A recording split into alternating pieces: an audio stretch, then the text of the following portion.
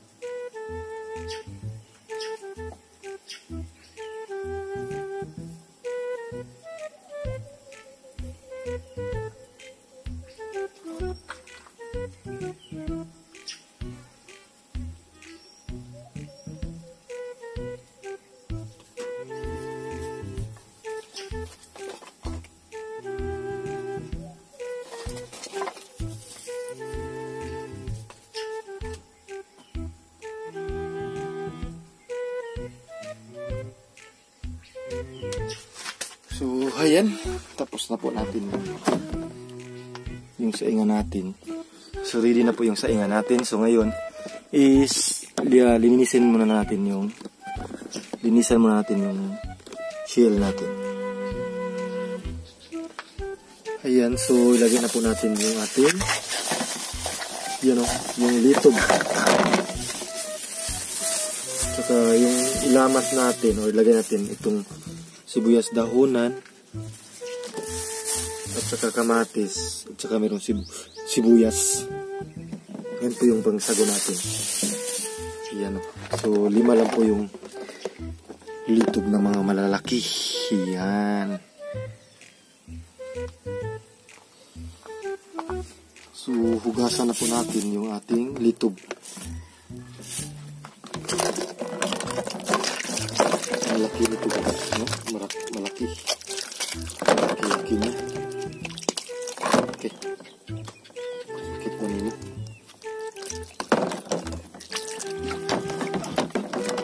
Sakit niya.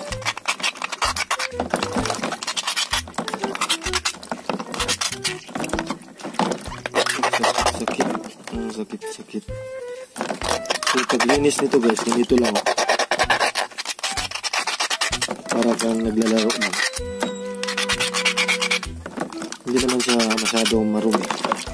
Kailangan lang na ganyan lang natin para matanggal yung may mga ibang mga bas.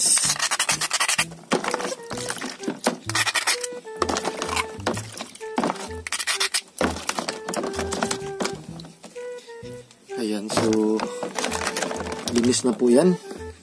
Ilagay na po natin to sa ating kalderin. Ayan. Yung ating litob. Ayan. Sa 2, 3, 5. So, lagyan po natin ng tubig para may sabaw. No? Iyan. Kunti lang. Iyan. So, lagay na natin sa ating saingan. Yan o. Yan na po yung ating saingan. Very organic na saingan. Ayan. So, takpan muna natin. Ayan.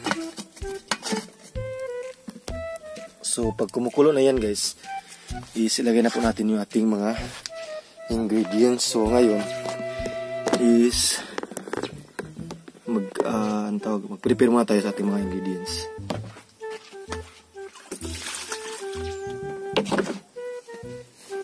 So, dito po yung ingredients natin.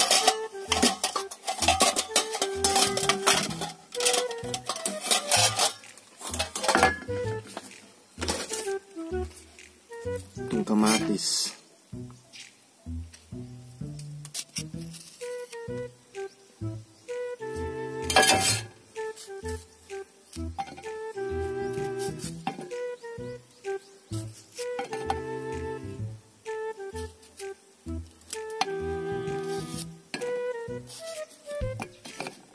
Saka yung sibuyas.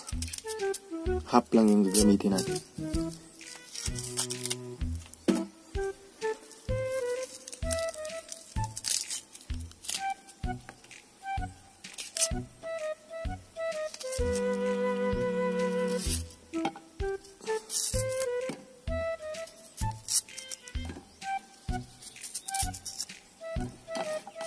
At saka yung ating sibuyas dahonan.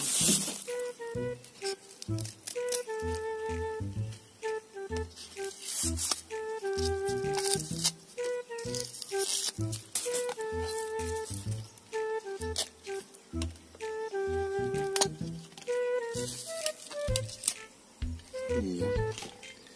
So yan, ready na po yung ating mga ingredients sa ating tinulang shells.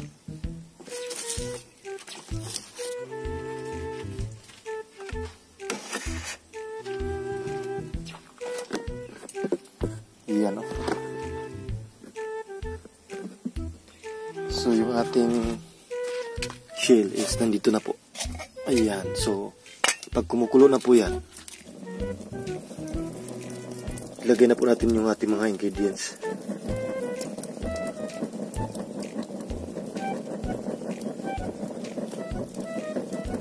Ayan. Ayan.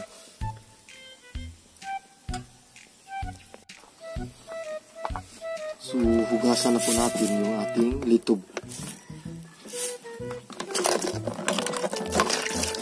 Malaki nito guys, no? Malaki. Malaki niya. Okay. Sakit po nimo.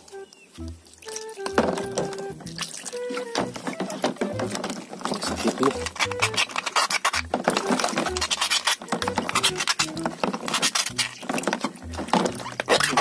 Sakit.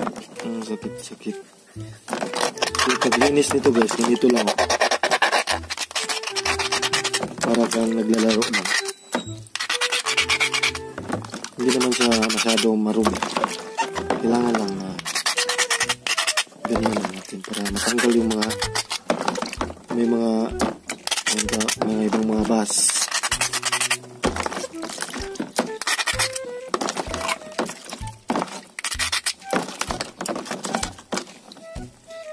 Ayan, so linis na po yan. Ilagay na po natin to sa ating kalderin. Ayan. Yung ating litob. Ayan. Sa 2, 3, 5. So, lagyan po natin ng tubig. Para may sabaw. No? Ayan. Kunti lang. Ayan. So, lagay na natin sa ating saingan, yan o. Yun na po yung ating saingan. Very organic na saingan. Ayan, so takpan muna natin. Ayan. So pag kumukulo na yan guys, isilagay na po natin yung ating mga ingredients. So ngayon is mag-prepare muna tayo sa ating mga ingredients.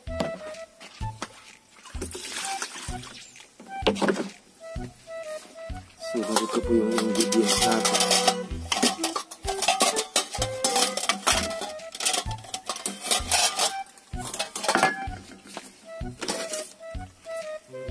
Itong kamatis.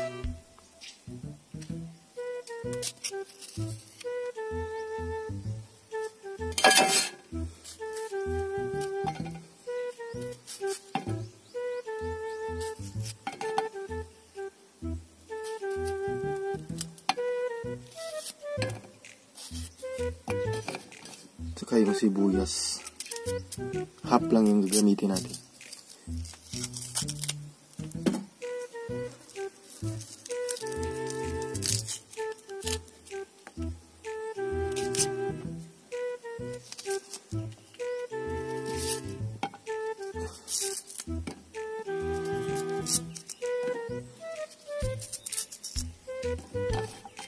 At saka yung ating sibuyas dahonan.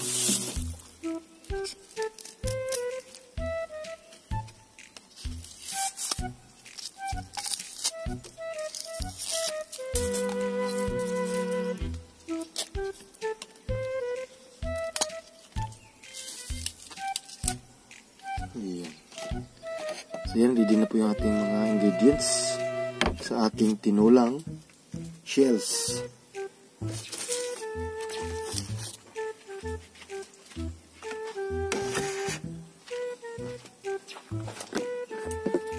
Yan, oh. So yung ating shell is nandito na po. Ayan, so pag kumukulo na po yan, ilagay na po natin yung ating mga ingredients.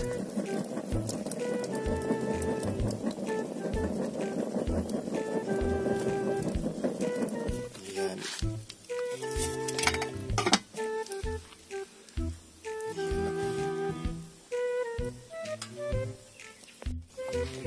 So, ayan, ilagay na po natin yung ating mga ingredients kasi po, yan o, kumukulo na po yung ating, yan, ating shells. Kung merong mountain shells, meron ding seashells.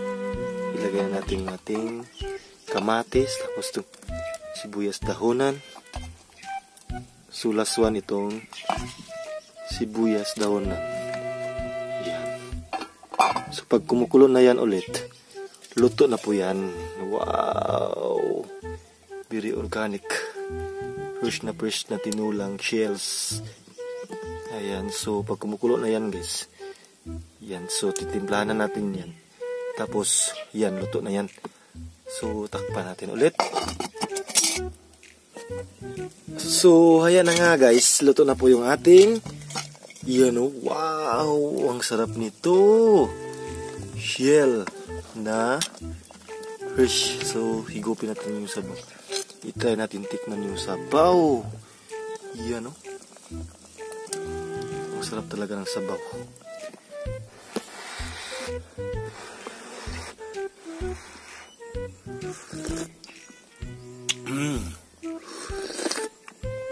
Ang sarap ng sabaw pag itong shell na, yan, oh. Ito yung niluluto mo.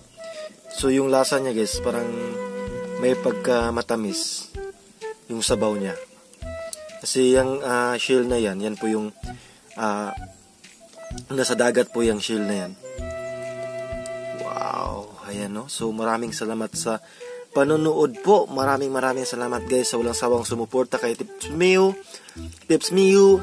God bless and keep safe always po. Maraming salamat po sa inyo. Bye-bye. Thank you guys. Luto na po yung ating tinulang shells.